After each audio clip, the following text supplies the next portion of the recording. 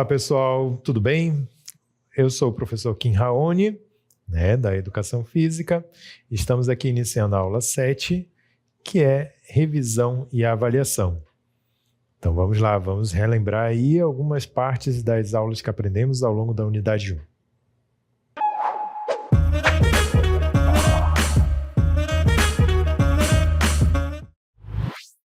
Muito bem, pessoal. Então, nós aprendemos primeiramente sobre os esportes de taco, E uma modalidade muito conhecida dessa categoria é o beisebol. Então, nós vamos recapitular aí alguns pontos relacionados ao beisebol. Olha só. Então, o beisebol é um esporte que tem como objetivo jogar a bola para que o receptor segure essa bola, Enquanto isso, o outro time tem o objetivo de rebater a bola, para poder fazer a corrida ao longo de todas as bases para voltar até o local inicial, ao ponto inicial. Quando ele completa todas essas voltas, ele ganha um ponto, marca um ponto para a equipe. Quanto mais pontos, melhor, mais pontos a equipe arrecada, então a equipe vence.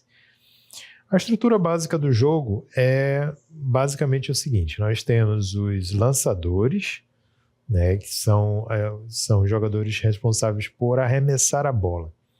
Tem os receptores, que são aqueles que agarram a bola.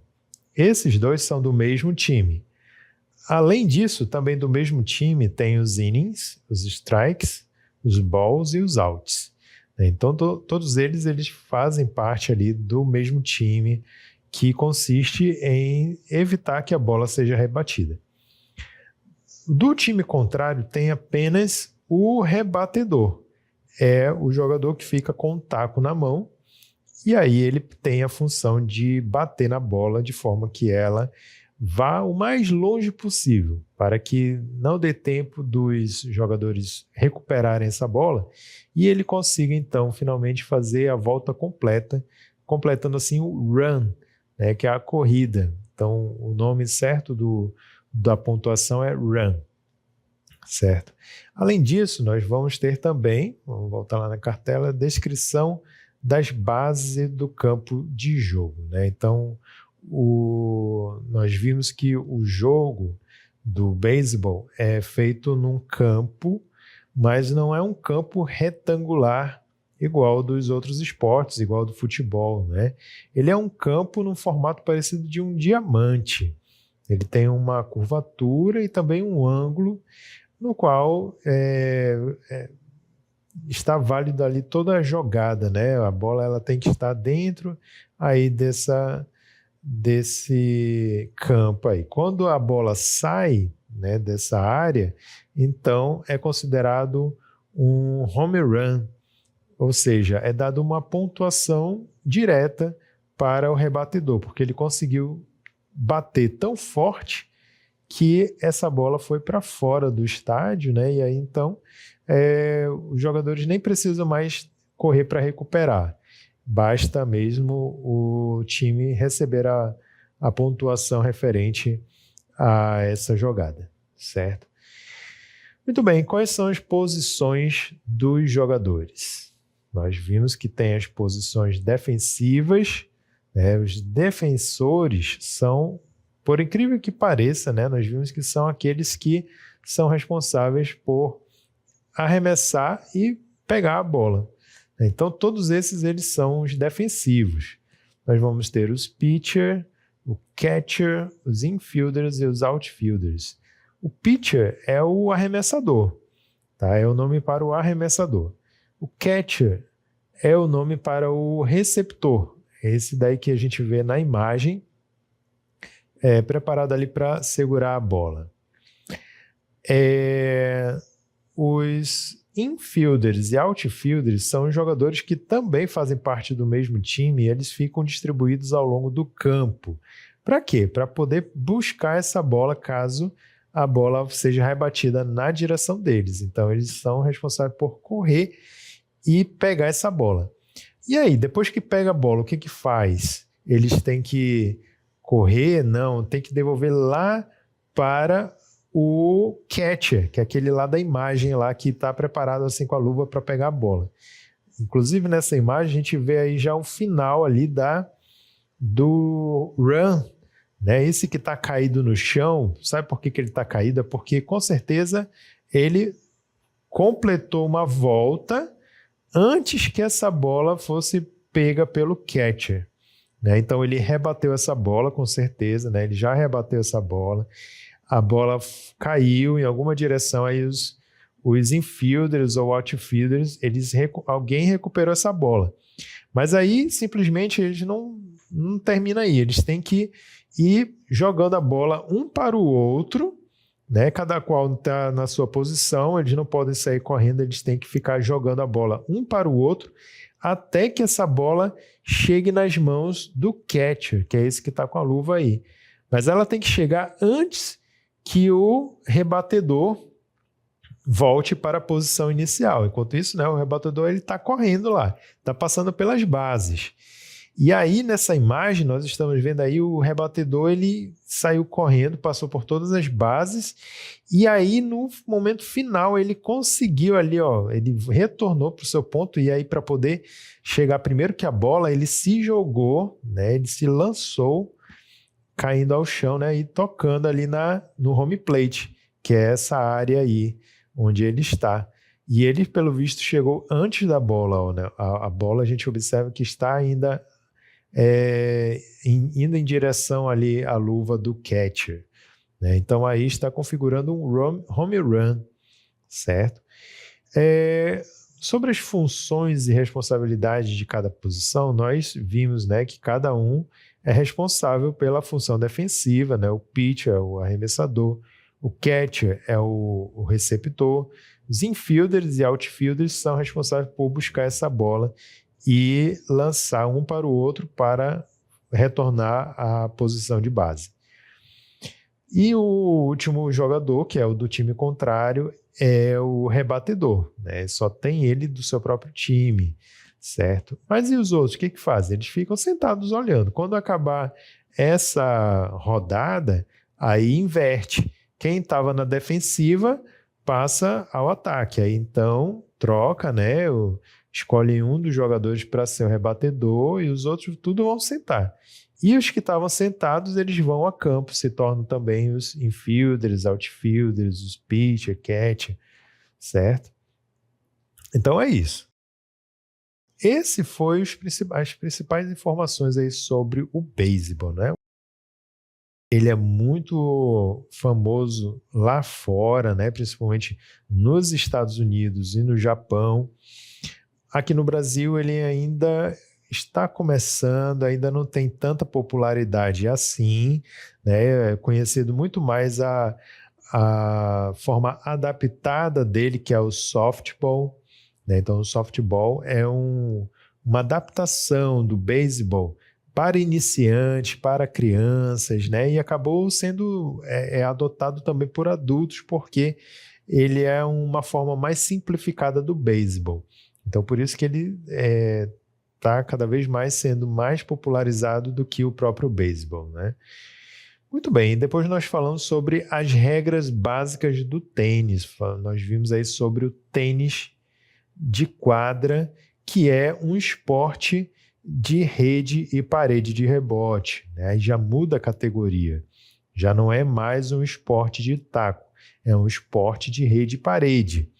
E aí consiste sempre nessa categoria de que os esportes eles são divididos por uma rede ou tem alguma parede de rebote, né? Então não há invasão dos jogadores para o lado contrário, não há objetivo de pontuar mediante lançar a bola para uma meta, para um alvo, algo assim.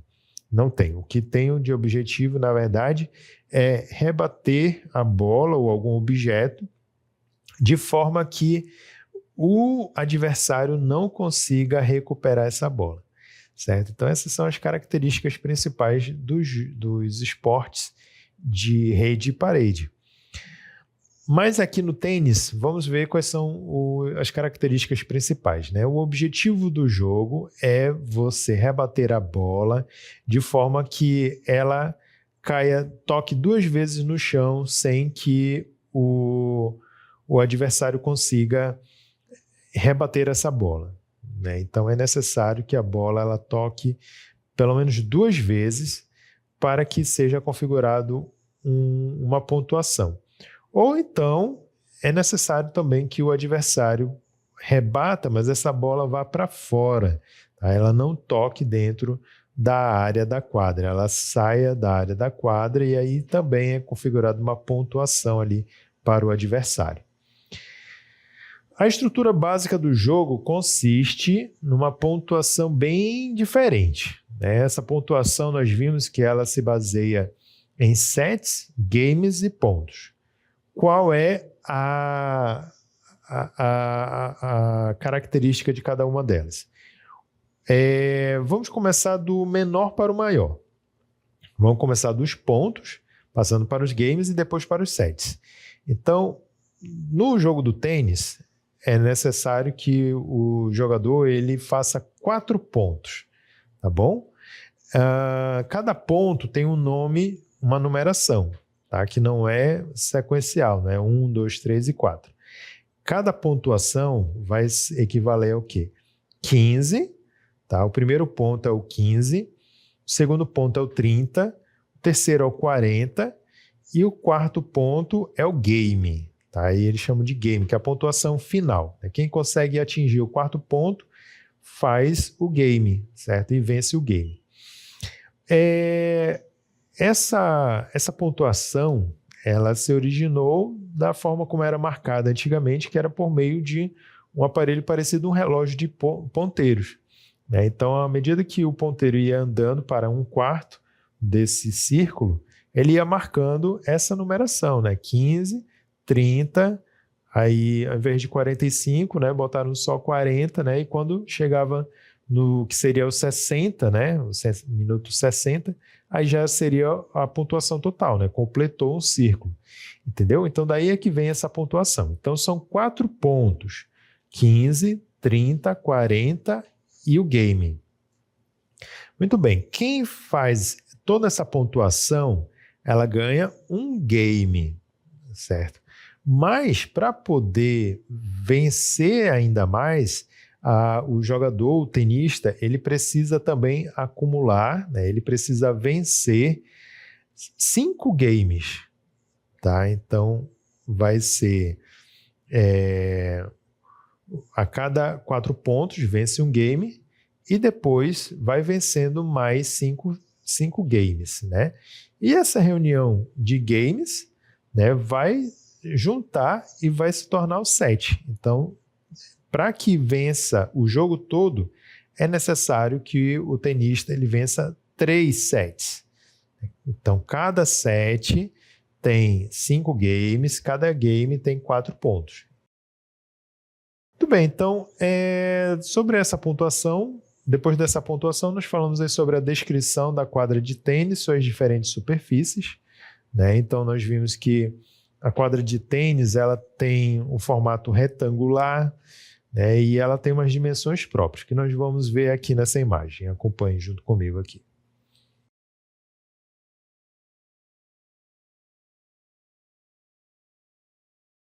Muito bem, então a quadra de tênis ela tem esse formato retangular, onde essa área em azul todinha, essa área é a área de jogo. A área verde é compreendida como uma área fora de jogo, né? Então, caso essa bolinha ela caia dentro da área verde, então é inválido, a jogada é considerada inválida. E aí é pontuação para o jogador adversário, tá bom? O objetivo do jogo, né, é fazer com que essa bola ela passe por cima da rede, toque uma vez na quadra e vá para alguma direção que o tenista não consiga recuperar essa bola, né? Mas geralmente eles conseguem, né? Eles rebatem E aí faz o sentido inverso. A bola ela tem que passar, né, quicar e ir para uma direção contrária também. Bom, nós temos aqui a rede, né, que separa cada lado da quadra. Então, essa rede ela vai ter 91 centímetros de altura, certo? Ou seja, 0,91 metros do chão até a borda da rede.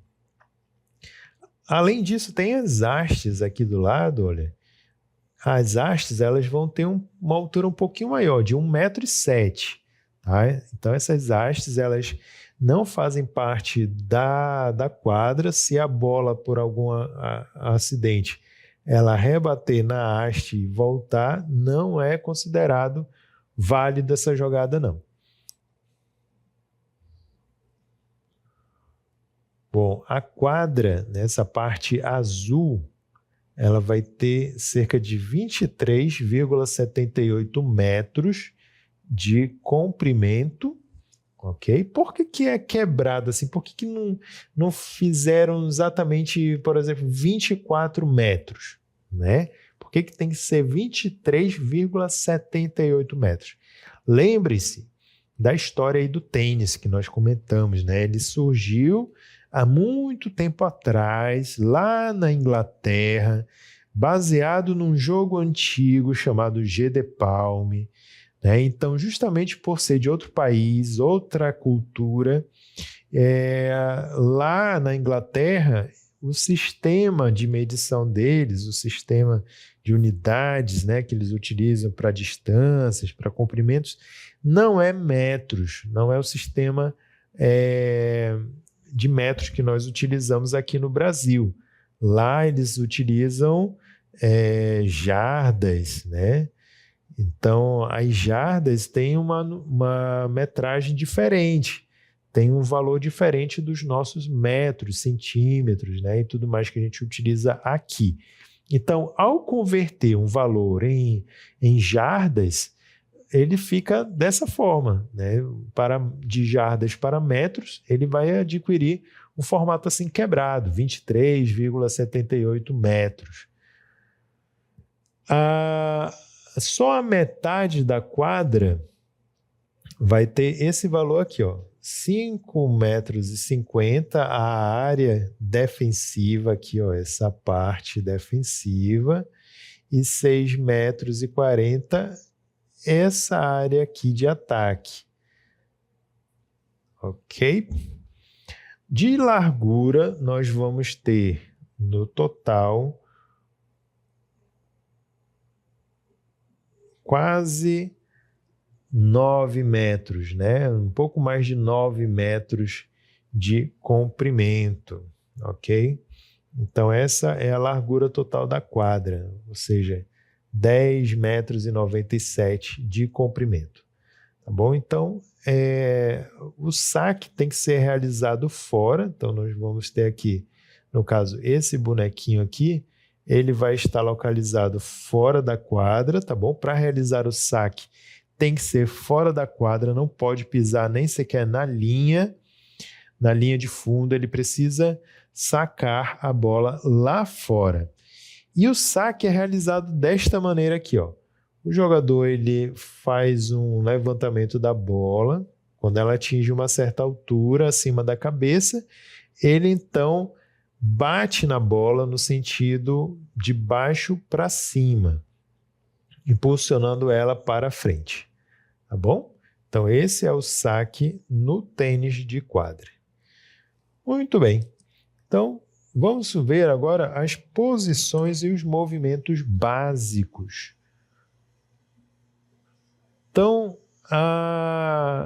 na quadra de tênis, nós vimos que as posições podem ser defensivas ou ofensivas, né, de ataque, dependendo do local onde ele se encontra, né? Geralmente, a área de fundo é a área de defesa, né? E a área mais próxima da rede é a área de ataque.